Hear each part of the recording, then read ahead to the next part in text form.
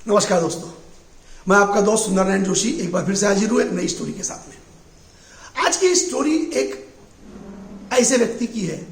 एक छोटा बच्चा था जिसे एक हाथ में बैंक था, यानी उसका एक हाथ नहीं था, बायां हाथ नहीं था। बिना बायां हाथ का ये बच्चा अपने एक गुरु के पास गया और हाथ जोड़कर कहता है कि गुरुजी मुझे कुश्ती सीखना है। गुरुजी उसकी तरफ देखकर आश्चर्य करते हैं कि बोलते हैं बेटा तेरा तो एक हाथ नहीं है और कुश्ती सीखना है। कुश्ती कोई आसान खेल नहीं है, इसमें जान की भी जोखिम है। तू ऑलरेडी एक हाथ कमा चुका है, कहीं दूसरा हाथ या पैर टूट जाएगा, इससे बेहतर है तो दूसरा कोई गेम सीख। वो कहता है कि नहीं गुरुजी, चूंकि मैं एक हाथ से ढूंढा हूं, बिना हाथ का हूं, इसलिए मेरे दोस्त मुझे चिढ़ाते हैं, मेरी बहन को चिढ़ाते हैं। मैं किसी की दया पर जीना नहीं चाहता, मुझे स्वाभिमान से जीना है। कृपा करके मुझे अपना शिष्य बना लीजिए, शागिर्द बना लीजिए और मुझे कुश्ती के दांव पे सिखाइए। आप जो कहेंगे, जैसा कहेंगे वैसा मैं सीखने को तैयार हूं। तो गुरुजी कहते हैं बेटा मैं तो बूढ़ा हो चुका हूं, इस फील्ड को छोड़ चुका हूं। शहर में कई मेरे उस्ताद हैं, चेले हैं जो मेरे अंडर में तैयार हुए हैं, उनमें से किसी के पास चल जा, उनसे सीख ले। वो कहता कि महाराज मैं सबके पास जाके आ चुका हूं, कोई मुझे सिखाने तैयार नहीं है। आप ही के एक शिष्य ने मुझे कहा है कि आपके पास जाओ, क्योंकि आप खाली है, आपके पास कोई शिष्य नहीं है, तो आप ही वो व्यक्ति है जो मुझे सिखा सकते हैं। गुरुजी ने जब सुना तो मुस्कुराए और उनकी समझ में आ गया कि इतनी गर्व भरी बात उनके किस शिष्य ने कही होगी। क्योंकि क्या था, हर आदमी अपना यश पचा नहीं सकता है, उसको अहंकार हो जाता है। तो हो सकता है उस शिष्य को भी अहंकार हो चुका था। गुरुजी सोचे ठीक है, अब इसके अहंकार को अगर तोड़ना है तो ये जो बच्चा मेरे सामने खड़ा है इसको मैं शिक्षा दूंगा। और कहते देख, मेरे अंडर में शिक्षा प्राप्त करना ये कोई आसान बात नहीं है, बहुत डिफिकल्ट है। क्या इसके लिए तो तैयार है? तो ये कहता है गुरुजी आप जो बोलोगे, जैसा बोलोगे वैसा मैं करने को तैयार हूं। तो कहते हैं गुरुजी कि एक काम करो, कल सुबह 5 बजे आप अखाड़े में पहुंच जाओ। अब गुरुजी ने भी अपने मुद्गल उठाए, साफ किए, हौद जो था कुश्ती खेलने का उसको तैयार किए अपने नए शिष्य के लिए, और दूसरे दिन सुबह 5 बजे उस शिष्य को पहला दांव सिखाया। उस दांव को लगातार 6 महीने तक उसको सिखाते रहे। 6 महीने हो गए लेकिन उसको कोई दूसरा दांव सिखाया नहीं, बस एक ही दांव, रोज सुबह से लेकर शाम तक थोड़े थोड़े अंतराल पर बस उसी दांव की वो प्रैक्टिस से करवाते। एक दिन शाम को गुरुजी के जब पांव दबा रहा था तो वो हाथ जोड़कर गुरुजी को बोलता है गुरुजी 6 महीने हो गए, मैं एक ही दांव को कर रहा हूं, इस दांव की पूरी बारीकी मुझे समझ में आ चुकी है, लेकिन मेरी आपसे रिक्वेस्ट है आप मुझे दूसरा कोई दांव सिखाइए, क्योंकि मुझे बहुत बड़ा चैंपियन बनना है। गुरुजी उठकर बाहर निकल गए तो चेला समझ गया कि गुरुजी मेरे सवाल से नाराज हो गए। गुरुजी के पास गया, माफी मांगी, गुरुजी आज के बाद मैं से कभी दूसरा दांव सिखाने का नहीं बोलूंगा। और इस तरह कुछ समय बीता। एक दिन गुरुजी ने उसको कहा कि बेटा कल सुबह 5 बजे आपको पहुंचना है, गाड़ी जोत लो, बैलों को तैयार कर लो, कल सुबह 5 बजे हम पड़ोस के गांव में जाएंगे। पड़ोस के गांव में जाकर वहां कुश्ती प्रतियोगिता में आपको पार्टिसिपेट करना है। ये सोचने लगा मुझे तो एक ही दांव आता है और गुरुजी मुझे पार्टिसिपेट करने ले जा रहे हैं।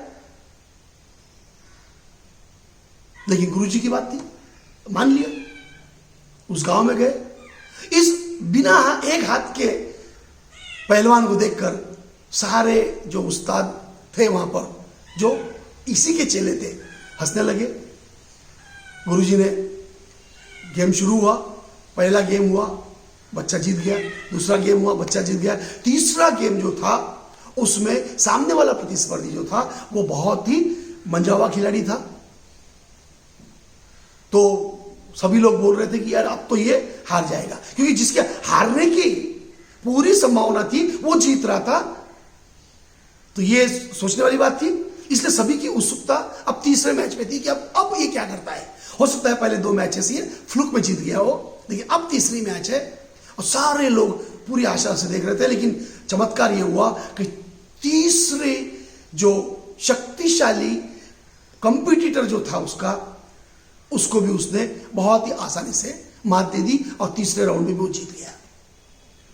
अब इसकी चर्चा होने लगी कि यार एक हाथ का बंदा है, लेकिन 3 मैचेस जीत चुका और फाइनल राउंड में पहुंच गया। अब फाइनल राउंड में उसी गुरु का चेला था जिसने इस लड़के को ये गुरु जी के पास भेजा था, जो कि गुरु जी का शिष्य था। और जो कॉम्पिटिटर पहलवान था वो बहुत शक्तिशाली था, आज तक कभी हारा नहीं था। तो पंचों ने निर्णय किया कि यार ये हाथ टूटा हुआ लड़का है, बिना हाथ का, और ये कामयाब ट्रैक रिकॉर्ड है इसका कि आज तक ये कभी हारा नहीं है, तो इसको चोट लग सकती है। इसलिए उन्होंने किया कि ये बराबरी की मैच नहीं है, इसलिए हम इसको कैंसिल करते हैं और दोनों को विजयी घोषित करते हैं और जो भी जीत की रकम है दोनों में इक्वल बांटते हैं। चूंकि इसका कॉम्पिटिटर अहंकारी था, उसने बोला नहीं मैं शक्तिशाली हूं, मुझे मालूम है ये मैच मैं जीतने वाला हूं, तो मुझे ही विजय घोषित करना है, तो करिए, मैं मेरा प्राइज मनी शेयर नहीं करूंगा। तो ये जो लड़का था जिसका हाथ नहीं था, ये बोले कि बिना लड़े अगर मैंने प्राइज मनी शेयर कर ली तो ये मेरे गुरु का अपमान होगा, मुझे हक का चाहिए, किसी की भीख नहीं चाहिए, किसी की सहानुभूति नहीं चाहिए। मुझे अगर मैं वाकई में इस विद्या में पारंगत हूं तो मैं जीतूंगा, तभी मुझे विजयी घोषित किया जाए, तभी मुझे विजय होने के पश्चात जीत की राशि दी जाए। अब पंचों ने फिर से निर्णय किया और एक मौका देने का निर्णय किया कि चलो एक हम इनको अलाउ करते हैं, और गेम शुरू हुआ। और तीसरे मिनट में वो जो अहंकारी शक्तिशाली कभी न हारने वाला पहलवान था वो चारों खाने चित और ये विजय घोषित हुआ।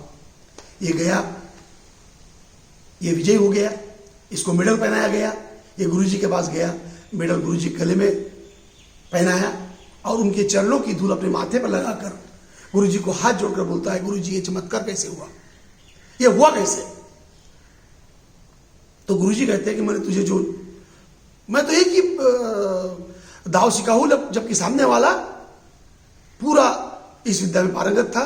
तो गुरुजी कहते हैं कि वो भले ही पूरी विद्या में पारंगत था, लेकिन तूने एक नहीं 2 दाव सीखे थे। एक जो तूने खेला और दूसरा जो उसे पता नहीं था, क्योंकि इस दुनिया में हर दाव का एक प्रतिदाव है। इस खेल में हर दाव का एक प्रतिदाव है, लेकिन तूने जो दाव मारा उसका प्रतिदाव उसके पास नहीं था। तो क्या वो शिष्य पूछता है, तो क्या उस पहलवान को इसका तोड़ मालूम नहीं था? तो बोले नहीं, उसको तोड़ मालूम था। उसको ये मालूम था कि तू इस विद्या में बहुत पारंगत है, ये दाव तू अच्छे से खेलता है, इसलिए वो इस दाव को अवॉइड करने वाले के लिए और इस दाव का तोड़ लेकर तैयार उतरा था मैदान में। लेकिन उसको ये पता नहीं था कि तू यही दाव जानता है सिर्फ। ये उसकी गलती थी, लेकिन इस दाव को तोड़ने के लिए उसको तेरा बायां हाथ पकड़ना पड़ता है जो तेरे पास है ही नहीं। दोस्तों, कहानी का सारांश यह है, हर व्यक्ति में कुछ ना कुछ कमजोरी होती है। हर व्यक्ति में कुछ ना कुछ कमजोरी होती है, कुछ कमी होती है, कुछ दिव्यांग लोग होते हैं। सवाल ये उठता है, हमें वो गुरु मिलना चाहिए जो हमारी कमजोरी को हमारी ताकत में कन्वर्ट कर दे। अगर कोई ऐसा मिल जाए कि हमारे अंदर जो जो कुछ कमजोरी है उसकी शक्ति बनाकर आगे बढ़ने की प्रेरणा दे दे, तो हमें भी दुनिया में कोई भी कामयाब होने से नहीं रोक सकता।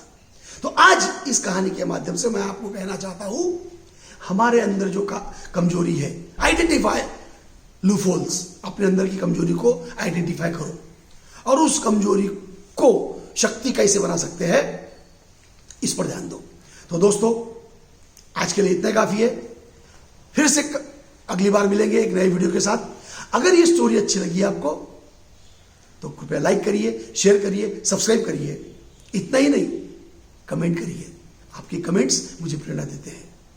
और फिर से कुछ नए वीडियो मिलेंगे, तब तक के लिए नमस्कार।